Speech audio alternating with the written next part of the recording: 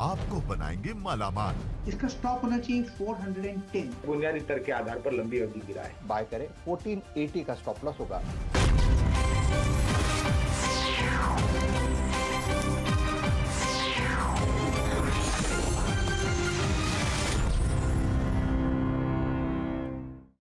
राजनाथ जी, पहले तो आपका बहुत बहुत धन्यवाद नेटवर्क 18 को ये एक्सक्लूसिव इंटरव्यू देने के लिए।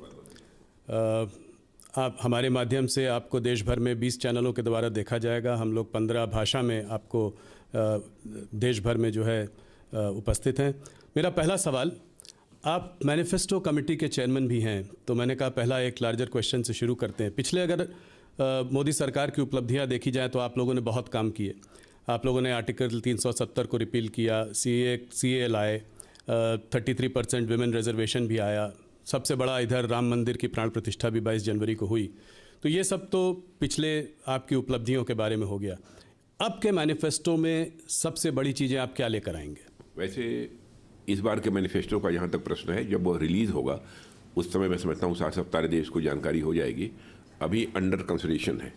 अब सारी चीज़ें लगभग पूरी होने की हद तक पहुँच गई हैं और हमारा मैं समझता हूँ कि आज के 7-8 दिन के बाद ही हम लोग अपना मैनिफेस्टो रिलीज़ करेंगे। मैनिफेस्टो का हम लोगों के लिए बहुत ही अधिक महत्व होता है जी, क्योंकि मैं मानता हूं कि मैनिफेस्टो में कोई भी पॉलिटिकल पार्टी हो जो जनता के साथ वादे करे, अक्षरशः उन वादों को पूरा करे।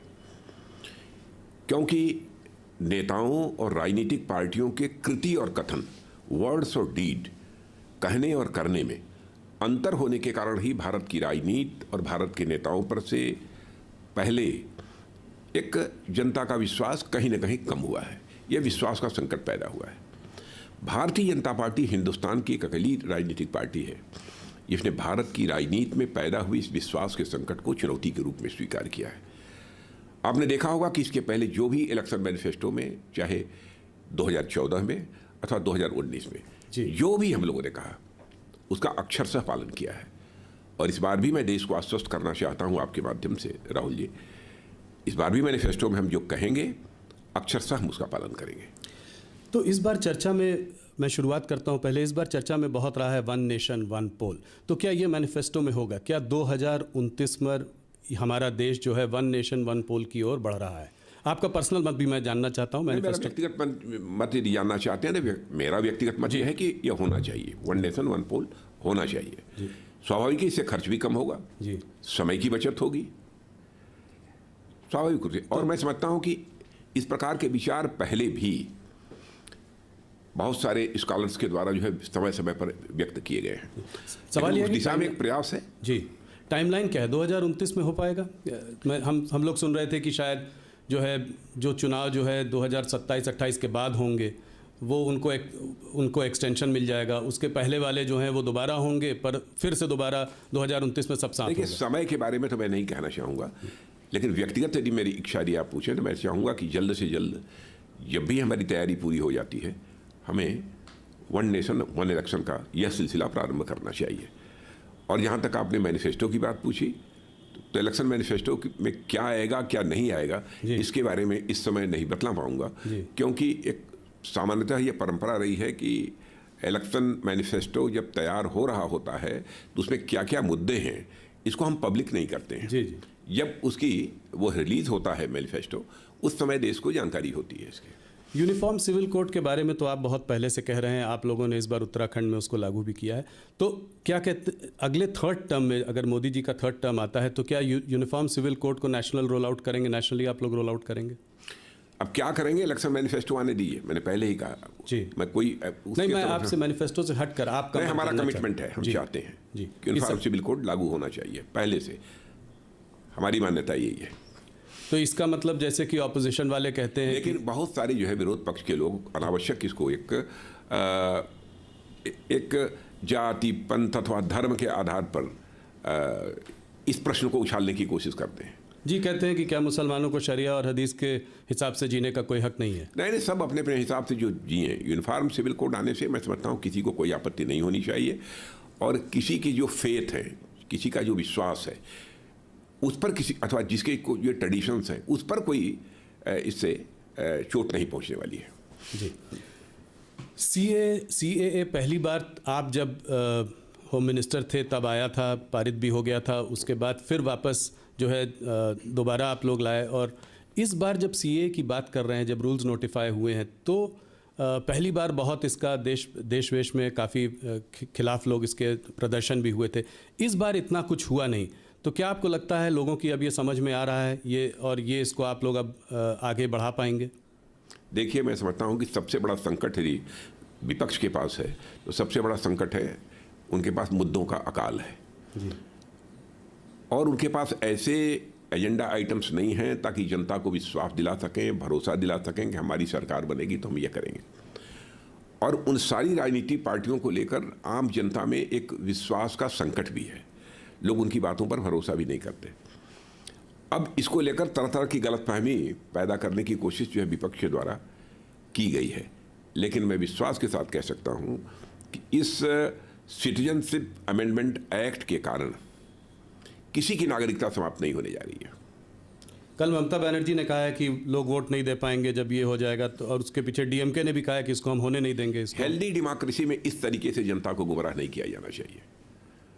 और मैं समझता हूँ ममता जी को भी जानकारी होगी इस सच्चाई की कि इस नागरिकता कानून यानी सिटीजनशिप अमेंडमेंट एक्ट के कारण किसी की नागरिकता जाने वाली नहीं है। जी, अगर क्रोनोलॉजिकली देखें तो CAA के बाद नेशनल रजिस्टर ऑफ सिटीजन्स भी आना चाहिए, NRC आना चाहिए, इसके बारे में क्या बुरा है? जो भारत के नागरिक हैं, यदि उनका रजिस्टर तैयार होता है, इसमें किसी को क्यों आपत्ति होनी चाहिए?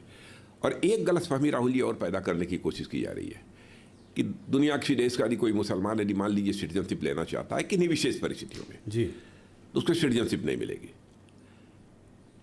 मैंने पहले ही कहा कि हम लोग जाति, पंथ और मजहब के आधार पर भेदभाव की राजनीति करने वाले लोग नहीं हैं। कोई यदि ऐसी विशेष परिस्थितियां होती हैं और कोई यदि भारत की नागरिकता लेना चाहता है तो उस पर भी हमारी सरकार विचार कर सकती है। और मैंने स्वयं जिस समय यह बिल तैयार हो रहा था उस समय भी हमने नागरिकता दी है अदनान स्वामी को।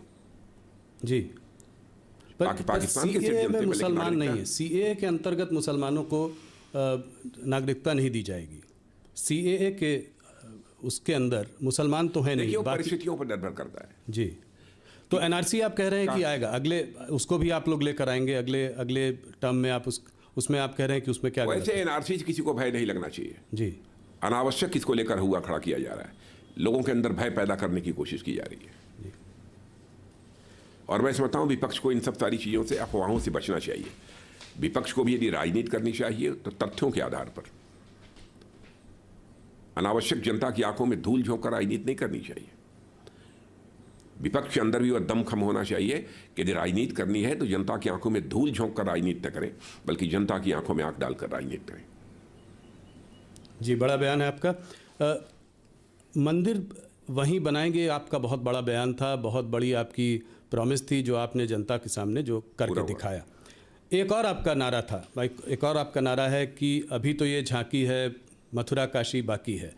तो इसको आप कैसे देखते हैं इस वक्त? क्या अगले कार्यकाल में इस पर भी काम आगे बढ़ाया जाएगा? आपने इलेक्शन मैनिफेस्टो की जो बात की थी, इलेक्शन मैनिफेस्टो में जो था जी वो हम लोगों ने किया है। जी, तो ये आएगा इलेक्शन मैनिफेस्टो में, इस पे आपका पर्सनल मत भी जानना चाहूंगा। नहीं, इलेक्शन मैनिफेस्टो में क्या आएगा तो मैंने पहले ही बताया। पर वैसे मथुरा काशी के बारे में यही मैं आप लोग तो पहले से कटिबद्ध हैं कि आप इलेक्शन मामला सब जुडिस है जी, मामला सब जुडिस है जी। अब तो मुझे लगता है कि फैसले की प्रतीक्षा करनी चाहिए, तो उसके हिसाब से आगे बढ़ेंगे। एक चीज़ राजनाथ जी और कि काशी और मथुरा अपनी जगह पे है, पर ये सिलसिला कब तक चलेगा? कितने जगहों पे हम मंदिर बनाएंगे? क्या ये यहाँ पर ख़त्म होना चाहिए कोई एक जगह पे कि ये आगे बढ़ता चला जाएगा, इसमें हम ऐसे करते चले जाएंगे? मोहन भागवत जी ने भी कहा है कि काशी और मथुरा के बाद हिंदुओं को भी इस बात पर विचार करना चाहिए कि आगे कैसे देखना है, क्योंकि एक सेक्युलर कंट्री में हमको सब साथ में रहना है। तो इसका आपका अपना मत क्या है? नहीं, भारत पंथ निरपेक्ष देश है, इसमें कहीं कोई संदेह नहीं है, इस पर किसी को कोई आपत्ति नहीं होनी चाहिए। लेकिन मैं काशी मथुरा के बारे में इसलिए मैं कुछ नहीं बोलना चाहूँगा क्योंकि मामला इस समय सब जुडिस है, अदालत में विचाराधीन है। मैं समझता हूँ अदालत के फैसले की हमको प्रतीक्षा करनी चाहिए। जो अदालत का फैसला होगा वह करेंगे, जैसा राम मंदिर के। हाँ, कोई संकोच नहीं है, अदालत का फैसला होगा करेंगे जी। और आप भी हमारी बात से सहमत होंगे कि कम से कम अदालत के फैसले को चाहे कोई भी सरकार हो उसे स्वीकार तो करना चाहिए। बिल्कुल। हाँ, करेंगे जी। चुनाव गर्म है, थोड़ा चुनाव पे बात करते हैं। 370 बहुत ही बोल्ड टारगेट, 303 से 370 करीब 20-25% की का बढ़ोतरी, इसको आप कैसे देखते, कहाँ से सीटें आएंगी ये? मैं पूरी तरह से कॉन्फिडेंट हूँ कि 370 का भारतीय जनता पार्टी की सीटों के संबंध में कह रहा हूँ, जो 370 सीटों पर भारतीय जनता पार्टी को विजय प्राप्त होगी, इसके संबंध में कहीं पर कोई शंका नहीं है। हम पूरी तरह से आश्वस्त हैं। और एनडीए को 400 पार।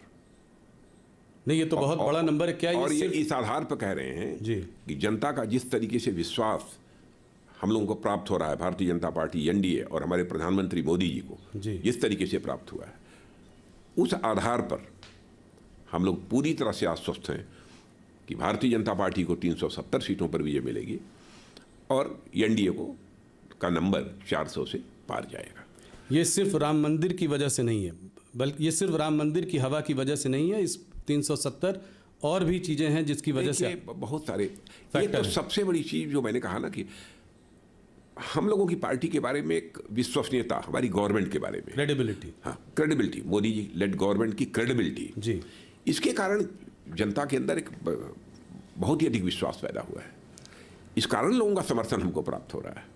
ऑपोजिशन लीडर राहुल गांधी कहते हैं कि आप लोग मैच फिक्सिंग करते हैं, मोदी सरकार अगर ईडी सीबीआई और ईवीएम नहीं हो तो चुनाव नहीं जीत सकती, इसको आप कैसे देखते हैं? मैं ये कहता हूँ कि ईडी सीबीआई के कारण हमारे ऊपर आरोप लगाया जा रहा है।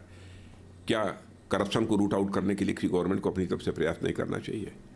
दूसरी चीज, कोर्ट में वह जाते हैं, अदालत में जाते हैं और कहते हैं कि हमारे साथ नाइंसाफी हुई है, हमारे साथ गलत हो रहा है, लेकिन कोर्ट के द्वारा उनको रिलीफ नहीं मिल रही है। आप स्वयं फैसला करिए कि कौन गलत है कौन सही है। राजा जी, मैं इसी सवाल को आगे लेकर जाता हूँ। ईडी और सीबीआई पर विशेष इंटेलिजेंस एजेंसीज का जो इस्तेमाल हो रहा है, ऑपोजिशन कह रही है, वो सिर्फ ऑपोजिशन लीडर्स को हैरेस करने के लिए हो रहा है। वो कहते हैं कि ज़्यादातर इसमें ऑपोजिशन लीडर्स को ही हैरेस किया जाता है, यहाँ तक कि 2 मुख्यमंत्रियों को भी आपने जेल के सलाखों के पीछे भेज दिया है। अपोजिशन का यह आरोप पूरी तरह से तथ्यों से परे है, पूरी तरह से निराधार है। एजेंसी अपना काम कर रही हैं। करप्शन को हम रूट आउट करना चाहते हैं, न रूट आउट हो तो कम से कम मिनिमाइज तो हम करना चाहते हैं, हमारा ये एफर्ट है। और उसके लिए एजेंसी यदि अपना काम कर रही हैं और लगता है विपक्ष को एजेंसी गलत काम कर रही हैं, गलत तरीके से लोगों को फंसाया जा रहा है, तो उसको लेकर वह कोर्ट भी जा रहे हैं। तो कोर्ट से उनको जो रिलीफ मिलनी चाहिए वो क्यों नहीं रिलीफ मिल रही है? क्या आप ये कह देंगे कि कोर्ट के ऊपर हम लोगों ने अपना प्रभाव जमा रखा है?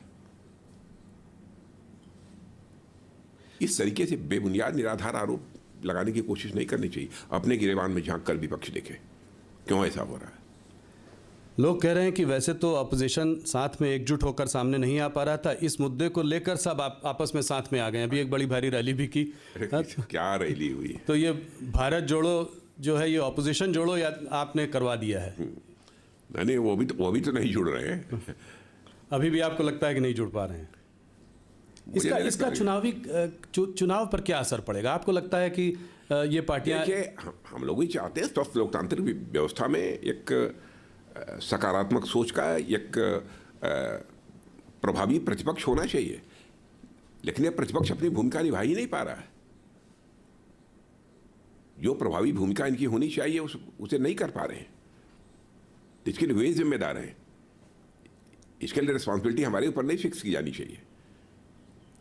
ये मुख्यमंत्रियों की अरेस्ट को लेकर, केजरीवाल जी की अरेस्ट को लेकर यूनाइटेड नेशंस ने भी कहा है कि देश में चुनाव फ्री और फेयर होने चाहिए। हमारे देश में चुनाव फ्री और फेयर, इस पे आपकी क्या? नहीं, यूनाइटेड नेशन कौन होता है हमारे बारे में कहने वाला फ्री एंड फेयर होने चाहिए?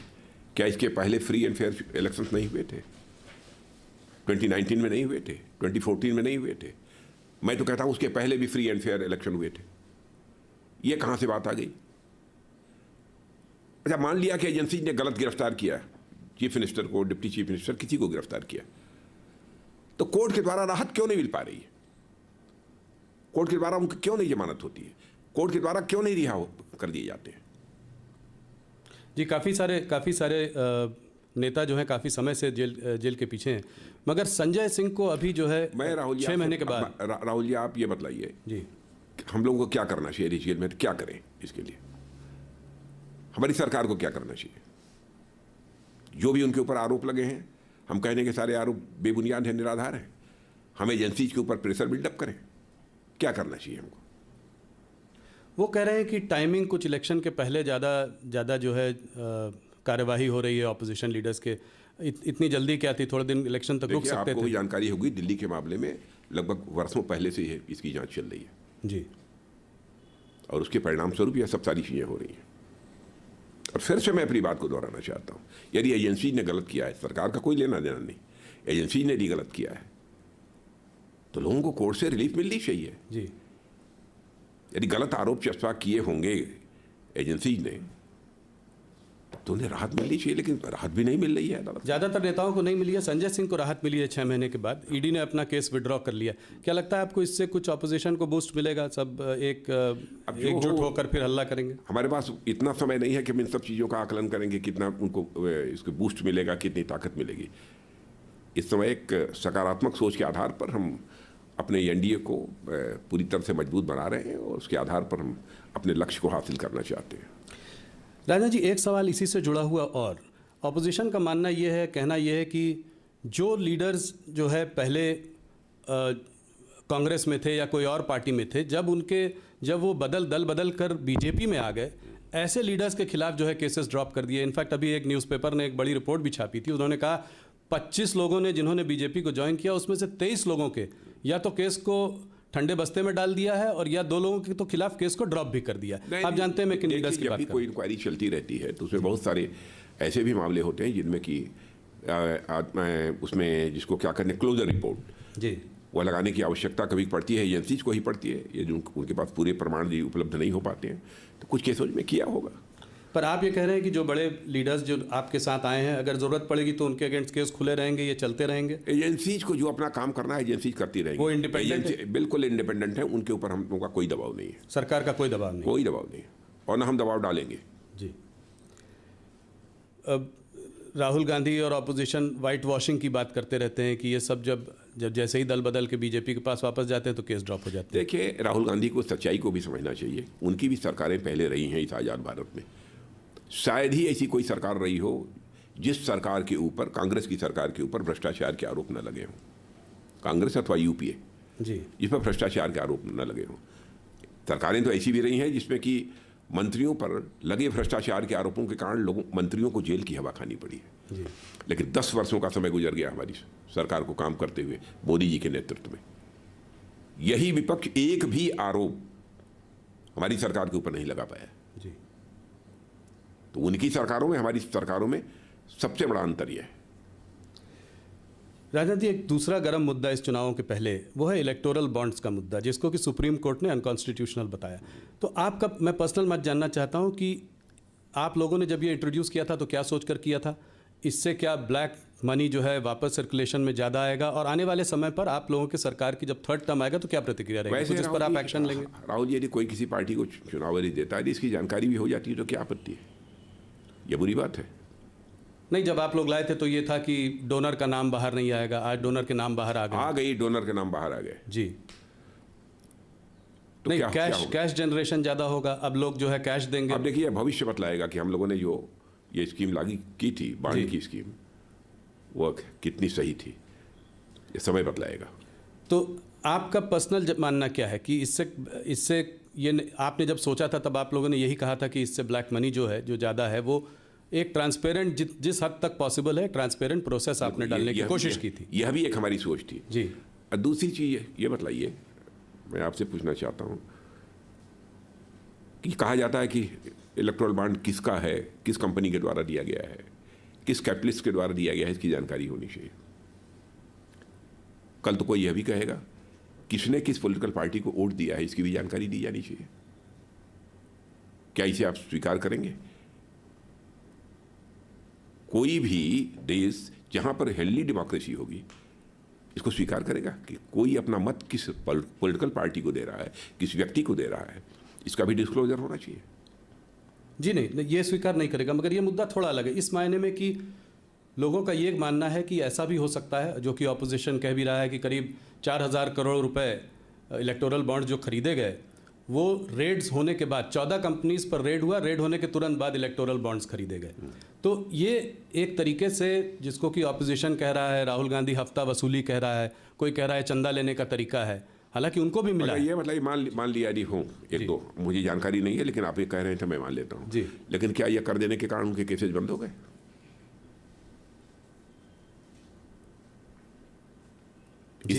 इस सवाल का भी जवाब देना चाहिए विपक्ष को। तो आप कह रहे हैं कि वो केसेस चलते रहेंगे, उसका कनेक्शन नहीं है? हाँ, बहुत सारे ऐसे मामले होते जिनके ऊपर चार्जेज रहते हैं जी, तरह तरह के चार्जेस रहते हैं, बहुत सारी कंपनीज हैं, लेकिन चुनाव के दौरान वो डोनेट करती हैं। तो जो डोनेट पहले भी किया है जी, जो डोनेट कर रहे हैं, अगर उनके अगेंस्ट केसेस हैं तो ऐसा नहीं है कि वो ड्रॉप होंगे। वो कोई सवाल ही नहीं। हाँ, वो चलते, एजेंसी अपना जो काम है काम करती रहेंगे। पर कनेक्शन है इस पर कि कनेक्शन है कि रेड्स होती हैं, उसके बाद चंदा आता है, उसके बाद इलेक्टोरल बॉन्ड आते हैं, जिसको ऑपोजिशन चंदा बोलते हैं। इस दृष्टि से उसे नहीं देखा जाना चाहिए, इसका उससे कोई कनेक्शन नहीं है जी। इससे हटकर दूसरे मुद्दों पे आते हैं। भारतीय जनता पार्टी हरदम कहती है, आप लोग कहते हैं कि आप पार्टी विद द डिफरेंस हैं, आप अलग हैं। जैसा आपने भी कहा, आपकी कृति और कथन में जो है, जो आप कहते हैं वो आप करते हैं, क्रेडिबिलिटी। इसके बावजूद देखा ये जा रहा है कि आपने तमाम नेताओं को दूसरी पार्टी से अपनी पार्टी में शामिल किया है, उनको अट्रैक्ट किया है। कुछ लोगों के ट्रैक रिकॉर्ड भी शायद इतने अच्छे न रहे हों, कुछ परिवारवादी पार्टी भी हैं कुछ स्टेट्स में, जिनको आप उसके हरदम खिलाफ रहे हैं। इसको आप कैसे देखते हैं? ये एक्सोडस जो कांग्रेस से बीजेपी में हो रहा है, या अन्य पार्टियों से जो लोग शामिल हो रहे हैं बीजेपी में, इसको आप कैसे देखते हैं? क्या इसमें आपके कार्यकर्ता में भी रोष है? हमारे कार्यकर्ताओं में कोई रोष नहीं है।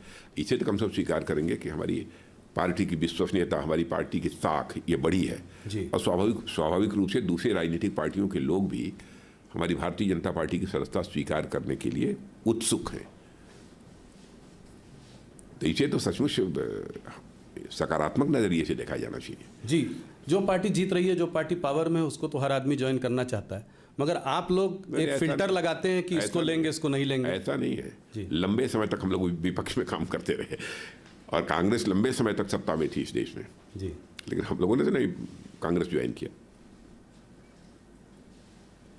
इन राजनीतिक पार्टियों को भी इंट्रोस्पेक्ट करना चाहिए जो इस प्रकार के आरोप लगा रही हैं कि ऐसा क्यों हो रहा है। उनको अपना आत्मनिरीक्षण करना चाहिए। केवल आरोप के लिए आरोप नहीं लगाए जाने चाहिए जी, आरोपों के पीछे भी तथ्य होने चाहिए जी। राजा जी, एक और मुद्दा जो कि पिछले 4-5 सालों में रहा है, और वो है एक फार्मर एजिटेशन का मुद्दा। पहले आप फार्मर के लिए एक नया कानून लेकर आए, फिर आपने उस कानून को विड्रॉ किया। अभी हाल फिलहाल फिर प्रदर्शन हो रहे हैं, फार्मर एजिटेशन हो रहा है। तो ये बीजेपी जो है फार्मर्स को, किसानों को, और आप तो खैर किसान परिवार से आते हैं, तो अपना जो ये कम्युनिकेशन कुछ गैप हो रहा है कि आप अपनी बात जो है उनके सामने ठीक से रख नहीं पा रहे हैं। वो समझ जो फार्मर से संबंधित बिल था जो विड्रॉ करना पड़ा जी, मैंने हम लोगों को भी लगा कि शायद हम उनके हित के लिए ले आए थे जी, ये किसानों के हित में था, लेकिन शायद जिस तरीके से उन्हें कम्युनिकेट किया जाना चाहिए था, जिस तरीके से ये बात उन तक पहुंच जानी चाहिए थी, शायद नहीं पहुंच पाई जी। क्योंकि बहुत लोगों का मानना है कि बोल्ड रिफॉर्म था। हाँ, बहुत लोगों का मानना है बोल्ड रिफॉर्म था, फार्मर्स के लिए बहुत अच्छा था, मगर उसके बावजूद उसको हटाना पड़ा। और तो वही ना, समझा नहीं पाए। शायद उसके लिए और समय चाहिए था ताकि हम किसानों को समझा पाते, उनके साथ और डायलॉग की जरूरत थी। शायद वो खुद भी समझ जाते। हो सकता है भविष्य में वही किसान ये मांग करें कि जो बिल वापस लिए गए थे उन बिलों को प्रभावी किया जाना चाहिए। तो आप लोग उनसे इस बारे में बात करने की, उनको समझाने की कोशिश जारी रखेंगे? देखिए, हम लोगों की बात तो बराबर किसानों से होती रहती है। अभी पंजाब के कुछ किसानों ने जो आंदोलन किया था, आपने देखा होगा, 3-3 मंत्री हमारे बराबर उनसे संवाद करने के लिए पंजाब में जा रहे थे, बराबर गए जी, और 4-4, 6-6 घंटे तक बातचीत की जी। हम इस देश के किसानों के साथ अपना संवाद नहीं तोड़ना चाहेंगे। तो आपके लिए क्या मैसेज? किसानों का हित हमारे लिए सर्वोपरि है जी। आपसे सुनना चाहूँगा कि आप क्या कहना चाहते हैं देश के किसानों को? नहीं, देश के किसानों को मैं यही कहना चाहता हूँ कि देश के किसानों की आमदनी बढ़े जी, उनको उनकी फसल की उचित कीमत मिले जी। ये हमारी सरकार की सोच है। फार्मर इनकम को डबल करने की जो बात करते थे वो वैसे ही चालू है। बिल्कुल, फार्मर इनकम को जो डबल करने का जो हम लोगों का संकल्प है वह काफ़ी हद तक पूरा हुआ है, आगे और पूरा होगा। राजनाथ जी, आप देखते होंगे प्रधानमंत्री किसान सम्मान निधि के अंतर्गत जी जी जी किसानों को असिस्ट करने के लिए ताकि अपनी फसल, यदि वह कुछ उगाना चाहते हैं अथवा कोई नई फसल डालते हैं तो उसमें बहुत सारी फर्टिलाइज़र की ज़रूरत होती है, पानी की ज़रूरत होती है, कीटनाशक दवाओं की ज़रूरत होती है। कहीं ऐसा ना हो कि पैसे के अभाव में ये सब सारे काम वो न कर सकें जी। ये दवाएं, खाद, यह सब न खरीद सकें। इसलिए प्रधानमंत्री किसान सम्मान निधि के अंतर्गत 6,000 रुपया प्रतिवर्ष किसानों को हमारे प्रधानमंत्री जी मुहैया भी कराते हैं। जी।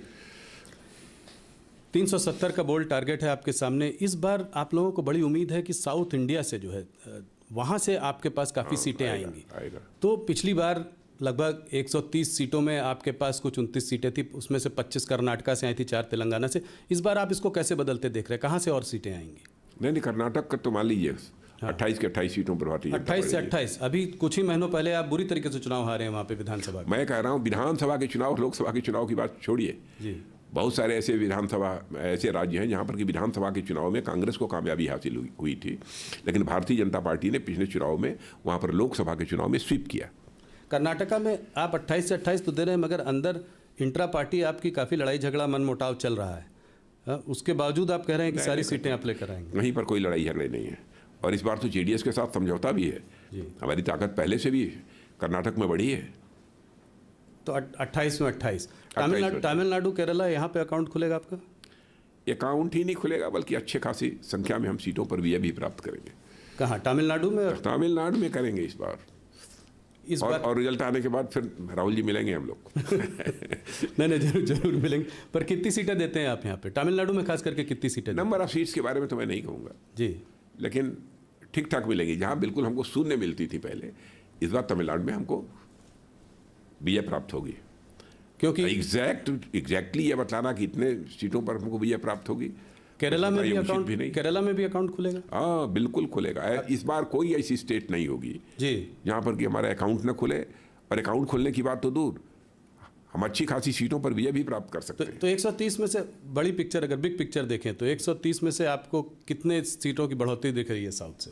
देखिए, नंबर ऑफ सीट्स के बारे में तो मैं नहीं कहूँगा। अच्छी खासी सीटों पर विजय प्राप्त होगी, ताकि हम अपना टारगेट, हमारा जो 370 का है जी, उस 370 के टारगेट को हम अचीव कर सकें, और एनडीए के 400 पार का जो हमारा टारगेट है, हम उस टारगेट को अचीव कर सकें।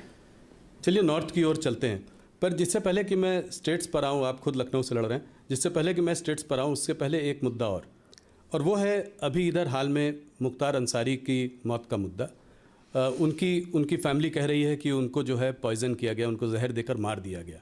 इस पर पहले आपका क्या मत है, आप क्या कहना चाहेंगे? इस संबंध में मैं समझता हूँ मजिस्ट्रियल इंक्वायरी बैठी थी, उसकी रिपोर्ट आ जाएगी, स्थिति साफ हो जाएगी। पर आप क्या मानते हैं कि ऐसा हो सकता? आप ये किसी भी सूरत में संभव नहीं हो सकता। पूरी तरह से बेबुनियाद निराधार आरोप है। हम लोगों ने एक चीज़ और देखी इसके पहले, अतीक अहमद और उसके भाई अशरफ माफिया डॉन्स थे ये लोग, इनको जो है सरेआम कैमरा के सामने कुछ 3 लोगों ने आकर मार दिया। ऑपोजिशन का कहना है कि ये सब चीज़ें ये दिखाती हैं कि ये स्टेट स्पॉन्सर्ड किलिंग्स हैं। ये सब तो गैंग्स आपस में लड़ते ही रहते हैं। आप तो वैसे भी देखते हैं जी, चले जाइए कहीं पर भी, सभी जगह 1, 2, 3 गैंग्स होते हैं। सबके इंटरेस्ट एक दूसरे से क्लैश करते रहते हैं और एक दूसरे से टकराते रहते हैं, एक दूसरे की हत्या करते रहते हैं। तो इसको आप स्टेट स्पॉन्सर्ड या कोई इनकाउंटर किलिंग वगैरह का कोई बढ़ावा नहीं मिल रहा है? नहीं, स्टेट स्पॉन्सर्ड तो हो ही नहीं सकता, इसकी कल्पना भी नहीं की जा सकती जी। तो यूपी में इस तरह की चीज़ आप नहीं देख रहे हैं? आप देख रहे हैं कि वहाँ नहीं, इसका कोई चुनाव पे असर पड़ेगा? यूपी में कह सकता हूँ, यूपी के मुख्यमंत्री श्री योगी आदित्यनाथ जी बखूबी वहाँ की सरकार को चला रहे हैं, और उत्तर प्रदेश में जिस प्रकार की चुस्त दुरुस्त कानून व्यवस्था इस समय है, इसके पहले कभी नहीं रही है। और इन सब चीज़ों से चुनाव पर पोलराइजेशन वगैरह, इसका कोई असर आएगा? पोलराइजेशन की पॉलिटिक्स हम लोग करते ही नहीं है।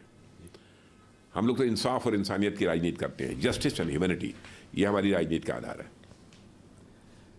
उत्तर प्रदेश की क्योंकि बात हो रही है तो वहाँ पे आपका जानना चाहूँगा, क्या आप 2014 का रिकॉर्ड तोड़ेंगे? 71 बीजेपी, 73 एनडीए। मैंने इस बार 80 आउट ऑफ 80। 80 out of 80? और क्या? इसका मतलब अमेठी, रायबरेली, अमेठी में तो पहले ही रायबरेली, कन्नौज, आजमगढ़, मैनपुरी सब जगह जीतेंगे। अब देखिए, रायबरेली से कौन चुनाव लड़ता था अभी तक?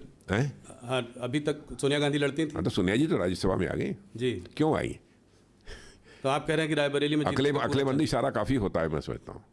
रॉबर्ट वाड्रा कह रहे हैं वो अमेठी से चुनाव लड़ेंगे। उन्होंने अपनी इच्छा व्यक्त की है। जाए अमेठी लड़े, कोई भी लड़ेगा भारतीय जनता पार्टी से शिकस्त उसको खानी पड़ेगी। तो रॉबर्ट वाड्रा के क्योंकि वहाँ पर हमारी कैंडिडेट स्मृति ईरानी ने बहुत ही अच्छा काम किया है और उनका परफॉर्मेंस अपने संसदीय क्षेत्र में भी अच्छा रहा है और हाउस में भी अच्छा रहा है और एक मंत्री के रूप में भी बहुत ही अच्छा परफॉर्मेंस रहा है। पर आप लोग परिवारवाद की बात करते आए हैं, अब रॉबर्ट वाड्रा का भी आ जाना पॉलिटिक्स में, या कम से कम अपनी इच्छा उन्होंने व्यक्त की, इसको आप कैसे देखते हैं? क्या कहना चाहेंगे आप? नहीं, वो करना चाहते हैं, आना चाहते हो, आए, हम इस पर क्यों विचार करें? ये हमारे विचार का कहाँ तक विषय है? हमको अनावश्यक जो है उनके गिरेबान में झांक कर देखने की कोई जरूरत नहीं है। ये तो उनका फैसला है, कांग्रेस का। हम लोगों को फैसला नहीं करना है। इस बार आप लोगों ने एक और मुद्दा उठाया है इलेक्शन के जस्ट पहले, वो है कच्छातीवू का मुद्दा, कि ये जो है एक टापू था, एक जो कांग्रेस की सरकारों ने जो है श्रीलंका को दे दिया। श्रीलंका ने अभी बयान जारी किया है कि ये तो 50 साल पुरानी बात है, आज इसको क्यों उठाया जा रहा है? ये तो तब 50 साल पहले सेटल हो चुकी है। लेकिन स्वीकार तो किया ना कि 50 साल पुरानी बात है, लेकिन ये हुई थी, इसमें सच्चाई है जी। पर इसको इस चुनाव के पहले उठाने का क्या, नहीं, पहले उठा सकते थे? अरे भाई सही बात, सच्ची बात, यदि कभी आ जाए, चुनाव के समय आ जाए तो चुनाव के पहले आ जाए, उस पर क्यों आपत्ति होनी चाहिए? क्या कोई इसे नकार सकता है कि हमारे प्रधानमंत्री ने जो ये बात कही है कच्चा टीवी के बारे में वो गलत है, निराधार है? कोई आरोप लगा सकता है? स्वीकार तो सब कर रहे हैं ना कि हाँ हुआ जी। आज नहीं हुआ, 50 साल पहले हुआ, लेकिन हुआ। ऑपोजिशन का कहना है कि इस तरह की चीज़ों को बार बार उठाना, कोई मुद्दों को पकड़ना, असली मुद्दों से जनता को भटकाना है। हाँ, जहाँ असली प्रॉब्लम है, जैसे कि चाइना जो कि कह रहा है कि अरुणाचल प्रदेश हमारा अभिन्न अंग है, उसने अपने जो है 30 नाम भी दे दिए हैं अरुणाचल प्रदेश के अंदर। हाँ, तो इसके बारे में क्या कहेंगे आप? देखिए, विपक्ष को अपने गिरेबान में झांकना चाहिए, उन्हें हमारी चिंता नहीं करनी चाहिए। हमको क्या करना है क्या नहीं करना है, जो करना चाहिए, जो उचित है, वही हम लोग कर रहे हैं। पर चाइना पर खास करके जो चाइना की मिलिट्री ने पहले बोला, अभी भी जो है उनके बयान बराबर आ रहे हैं, इन बयानों को आप कैसे देखते हैं कि अरुणाचल प्रदेश के बारे में जो बयान खास करके आ रहे हैं, उस पर मैं आपसे सीधा सवाल दो टूक शब्दों में, अरुणाचल भारत का था, भारत का है और भारत का रहेगा, और उसके लिए हमें जो भी करना पड़े हम करेंगे। बिल्कुल जी। तो इस पे कोई सॉफ्ट पेडलिंग और ये प्रश्न ही नहीं खड़ा होता। जी। राजा जी, चाइना से थोड़ा पाकिस्तान की ओर मुड़ते हैं। अभी कल ही जो है गार्डियन, फॉरेन पब्लिकेशन है गार्डियन, उसमें एक आर्टिकल आया है, उसमें कहा है, उस आर्टिकल ने कहा है कि जो है भारत ने पाकिस्तान की धरती में 20 लोगों को, 20 इंडिविजुअल्स को, टेररिस्ट को जो है पिछले कुछ सालों में मारा है, उन्हीं की धरती में जाके मारा है। और जो है इस पर तमाम क्या कहते हैं, उन्होंने बहुत रिसर्च की है, बहुत लोगों से बात की है। ये पहले हम लोगों के बारे में कनाडा में भी बोला गया, यूएस में भी ये चर्चा हुई पहले, पर पाकिस्तान की ये नई चर्चा है, 20 लोग। तो इसको आप कैसे देखते हैं कि ये क्या, उस आर्टिकल में ये भी कहा है कि जो है भारत जो है केजीबी और मुसाद से जो है काफ़ी इन्फ्लुएंस्ड है, तो उनकी भी जो इंटेलिजेंस एजेंसी है, रॉ वगैरह, इस तरीके का काम कर रही हैं। कोई स्लीपर सेल है यूएई में, उसने जो है इसमें उसका रोल रहा है, और 20 लोगों को, मतलब एक आध लोग नहीं, 20 टेररिस्ट को जो है हमने कुछ सालों में मारा है। 20 टेररिस्ट को मारा है? हाँ जी, मतलब टेररिस्ट कह लीजिए, लोगों कह लीजिए, पर वहाँ उनकी धरती में मारा है। कोई भी टेररिस्ट हमारे पड़ोसी देश से यदि भारत को डिस्टर्ब करने की कोशिश करेगा जी, यहाँ पर यदि आतंकवादी हरकतें करेगा तो उसका मुंह तोड़ जवाब देंगे। यदि वो भगकर पाकिस्तान में जाएगा तो पाकिस्तान में घुस कर मारेंगे। तो ये बात आप मतलब कह रहे हैं, जो प्रधानमंत्री भी कह रहे हैं कि अब वो भारत नहीं रहा जो कि बगल में खड़े होकर तमाशा देखता रहेगा, घर में घुस कर मारेगा। बिल्कुल, प्रधानमंत्री जी ने जो कहा है बिल्कुल सच कहा है, और यह ताकत है भारत की, और पाकिस्तान भी इसे समझने लगा है। वैसे भारत बराबर अपने पड़ोसी देशों के साथ अच्छे रिश्ते बनाकर रखना चाहता है, चाहे कोई भी हमारा पड़ोसी देश है। और आज देखा होगा आपने, पास्ट हिस्ट्री उठाकर देखिए कि आज तक न तो हमने दुनिया के किसी देश पर कभी आक्रमण किया है अथवा आक्रमण की कोई पहल की हो, कभी नहीं किया, और न तो दुनिया के किसी देश की 1 इंच जमीन पर हम लोगों ने कभी कब्जा करने की कोशिश की है। यह भारत का चरित्र रहा है जी। लेकिन भारत को बार बार कोई आंख दिखाएगा, भारत में आकर आतंकवादी गतिविधियों को बढ़ावा कर देने की कोशिश करेगा, तो उसकी खैर नहीं है। नहीं, बहुत बहुत बड़ा स्टेटमेंट है। पाकिस्तान ऑक्यूपाइड कश्मीर पीओके के बारे में भी आपने अक्सर बातें की है, इसका कोई टाइम फ्रेम है? इसको हम लोग कैसे, वहाँ के हिंदू मुसलमान आप लोग कहते हैं कि भारत के ही लोग हैं, तो इसका टाइम फ्रेम क्या है? उसको हम कैसे इस मामले को रिजॉल्व करेंगे? वैसे पाक अधिकृत कश्मीर का जहाँ तक प्रश्न है, वो पहले भी भारत का था आज ही है और कल भी रहेगा। ठीक है, इस समय कुछ हैं परिस्थितियां ऐसी, लेकिन आप आश्वस्त रहिए, पीएके के लोग ही ये मांग करेंगे और कि हम भारत के साथ जाना चाहते हैं। ये प्रायोरिटी रहेगी थर्ड टर्म में सरकार की थर्ड टर्म में ये प्रायोरिटी रहेगी। मैंने कहा ना, पाक अधिकृत कश्मीर की जनता ही ये मांग करेगी कि हमको मर्ज किया जाए जी भारत के साथ। हम भारत से बिल्कुल अलग नहीं रह सकते। और आपने देखा होगा 1-2 प्रदर्शन वहां पर हुए थे जी, और भारत के कश्मीर के साथ वो लोग मिलना चाहते हैं। देख रहे हैं कि तेजी के साथ धारा 370 समाप्त होने के बाद कश्मीर में स्थिति सामान्य हुई है और विकास की गति भी तेज हुई है। कश्मीर क्योंकि आपने अभी बात कही, तो क्या वहाँ पे आफ्सा हटाएंगे आप? आफ्सा को हटाएंगे आप? अब लगभग वो समय आ गया है हाँ, कि हटाया जा सकता है, लेकिन अब तो गृह मंत्रालय को इस संबंध में फैसला करना पड़ेगा सारी रिपोर्ट आ जाने के बाद।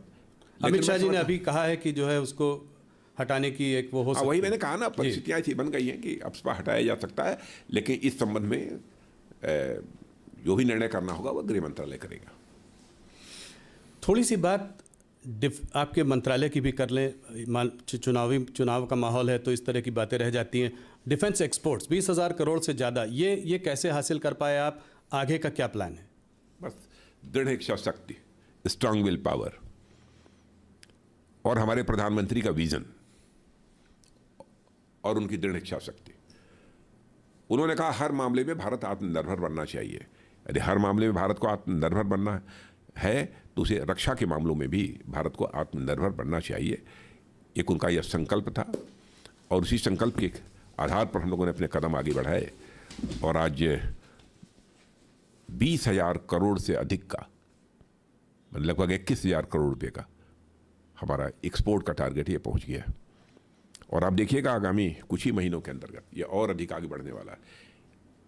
2014 में जब हम लोग आए थे उस समय रक्षा उपकरणों का जो एक्सपोर्ट होता था वो बामुश्किल 900 करोड़ या कुछ ऐसे ही था, आसपास था 900 करोड़।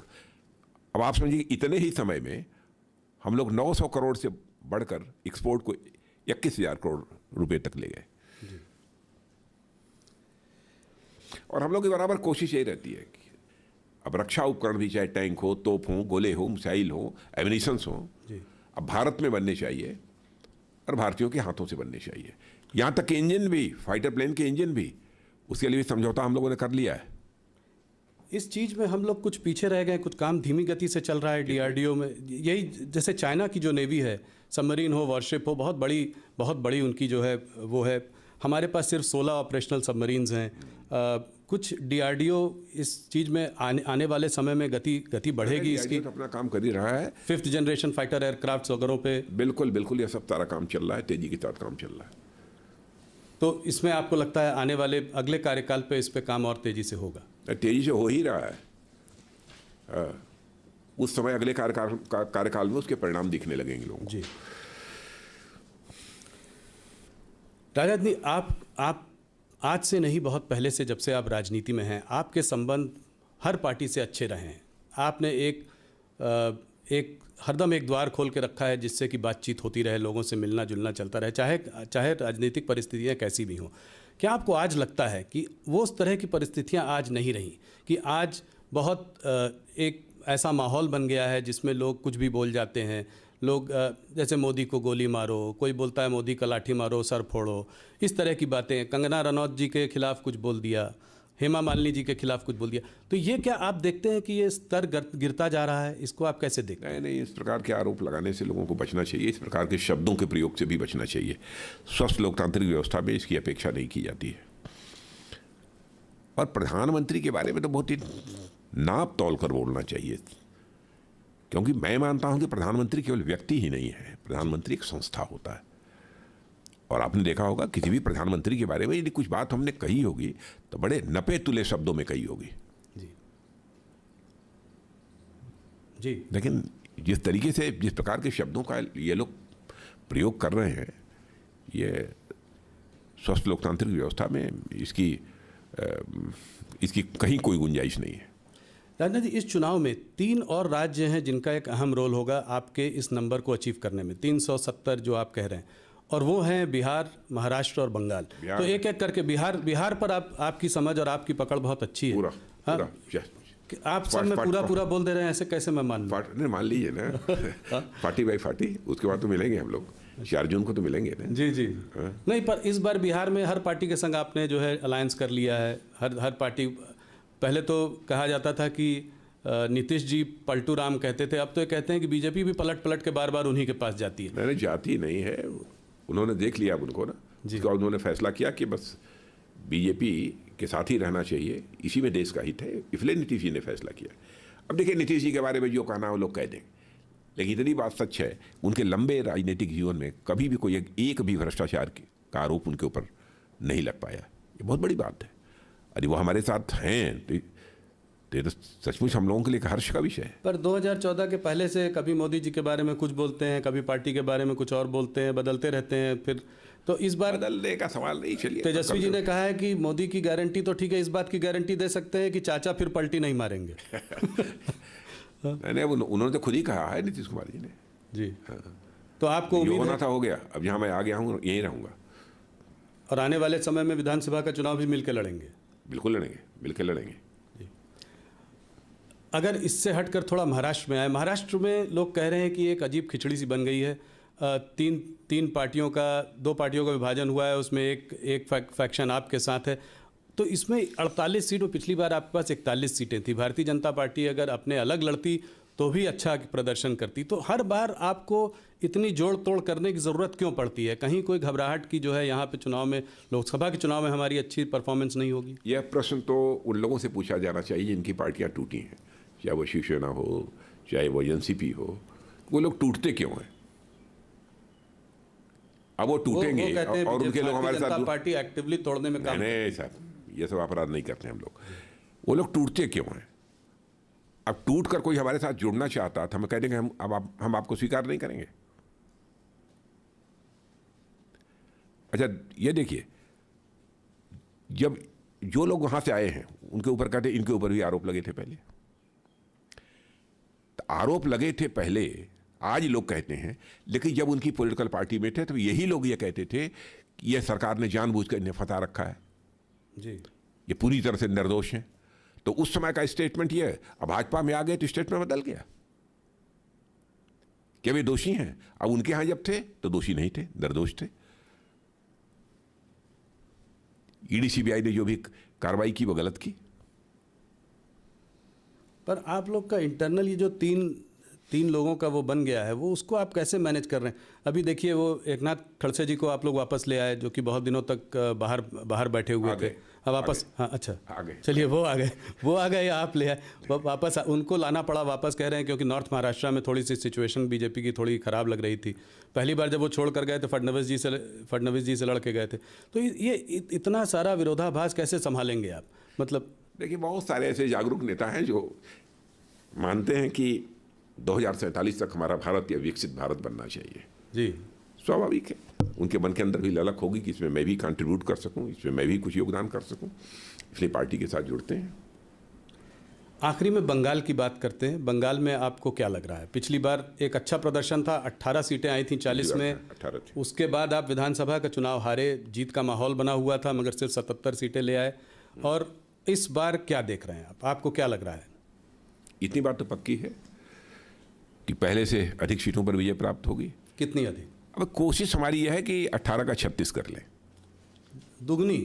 हाँ, कोशिश तो यही है और विश्वास भी है जी, प्रयत्न भी है और विश्वास भी है। तो पहले आप, मुझे लगता है, नेता है जिन्होंने 36 का आंकड़ा दे दिया, बहुत बड़ा आंकड़ा दिया है। हाँ, ये डबल करना ही चाहते हैं। अमित शाह जी भी 25 से कह रहे थे ऊपर आएगी। नहीं, उन्होंने कहा होगा, लेकिन मुझे लगता है कि टारगेट हम लोगों का तो 36 का है।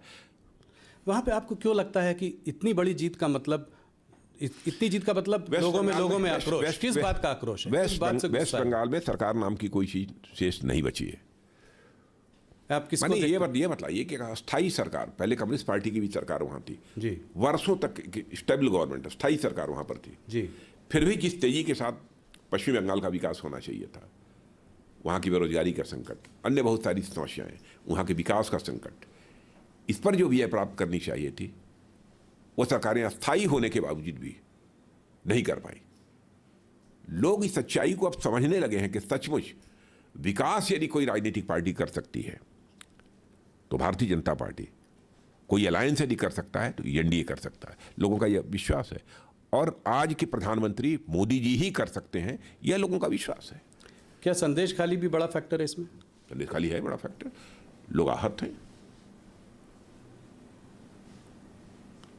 और मैं समझता हूँ संदेश खाली जैसी जिस प्रकार की दुर्भाग्यपूर्ण घटना घटित हो रही थी और बिल्कुल चुप्पी साधे हुए वहाँ की राज्य सरकार बैठी थी, और आपने देखा होगा कोर्ट ने भी लताड़ा है जी राज्य सरकार को। जी राजा जी, आपने हमारे बहुत सारे सवालों का जवाब दिया। एक आध मैं पर्सनल सवाल आपसे पूछना चाहता हूँ। मैं अक्सर आपसे मिलता हूँ, आपसे बात भी होती है। आपको क्या लगता है कि डेस्टिनी का कितना बड़ा रोल होता है किसी की भी ज़िंदगी में, किसी की भी लाइफ में? क्या आप उस पर विश्वास करते हैं? आप तो फिज़िक्स के स्टूडेंट रहे हैं। मैं तो विश्वास करता हूँ। मैं फिजिक्स का स्टूडेंट भले ही रहा हूँ, लेकिन मैं विश्वास करता हूँ डेस्टिनी का भी एक महत्व होता है, लेकिन व्यक्ति को प्रयत्न करते रहना चाहिए। और कभी असफलता यदि मिल जाती है तो उसको लेकर बेचैन नहीं होना चाहिए, व्याकुल नहीं होना चाहिए, प्रयत्न बराबर करते रहना चाहिए। आपका राजनीतिक सफ़र बहुत लंबा, जिसमें आपने बहुत सारे आपके अचीवमेंट्स भी हैं। आने वाले 5 सालों में राजनाथ सिंह क्या करना चाहेंगे? ये मुझे नहीं मालूम है, पर आप कुछ अपने आप तो करना, आपकी अपनी पर्सनल इच्छा क्या है कि आप किस रोल में देखना चाहेंगे? मैंने हमारी कोई पर्सनल इच्छा नहीं है, बहुत किया है। पार्टी और हमारे प्रधानमंत्री जो भी भूमिका निर्धारित करेंगे वो करेंगे। राजनाथ जी, आपने हमसे बात करी, बहुत अच्छा लगा। आज आपकी तबीयत भी थोड़ी नासाज थी, आपसे मुलाकात हुई, उसके बावजूद आपने हमको इतना लंबे समय इंटरव्यू दिया और हमारे सारे प्रश्नों का जवाब दिया। आपका बहुत बहुत धन्यवाद, और आपको इलेक्शंस के लिए बहुत शुभकामनाएं। बहुत बहुत धन्यवाद राहुल जी, बहुत बहुत धन्यवाद।